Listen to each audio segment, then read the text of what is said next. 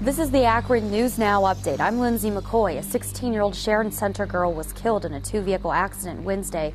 State troopers say Victoria Jackson's car was hit by a truck at Remsen and South Weymouth Roads around 2:45 p.m. in Medina. Her passenger, 16-year-old Sean Hederberry of Medina, was taken to Cleveland Metro Hospital but is expected to be okay. Well, whether you're headed to a party or planning to have a night out on the town, deputies plan to keep a lookout for those drinking and driving this New Year's Eve. Patrol officers will scan the streets and highways across the county looking for impaired drivers. Summit County Sheriff Drew Alexander says that the total number of those arrested on New Year's Eve has leveled out over the past few years.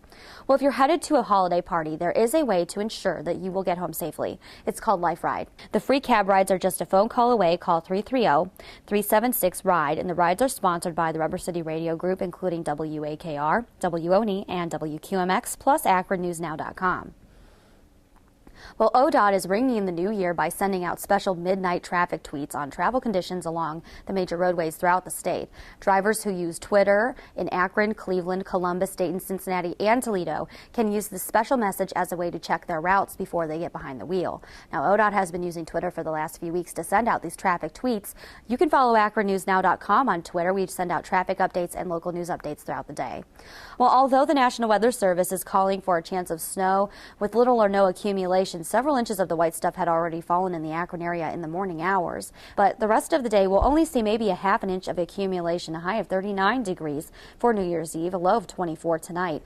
Friday for New Year's Day, expect another half inch of snow to fall, high of 25 degrees, and our highs for the weekend only in the teens. Saturday and Sunday, 18 and 19 degrees. Snow flurries throughout the weekend are expected. In Akron News Now sports, the Greynolds Classic was aired on 1590 WAKR Wednesday, and Akron News Now's Aaron Coleman wraps up the winners and losers this year.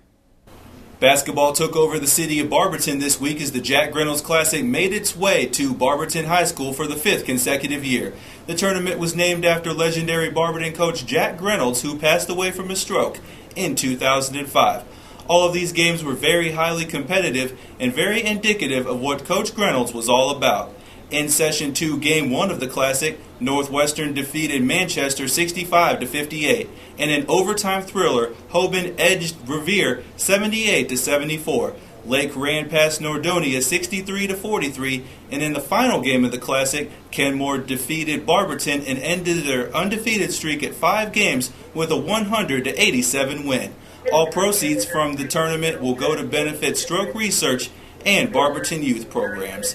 Aaron Coleman, Akron News Now. Continue to follow AkronNewsNow.com for the latest local news for news online, on demand, now. For Akron News Now, I'm Lindsay McCoy, and have a happy new year.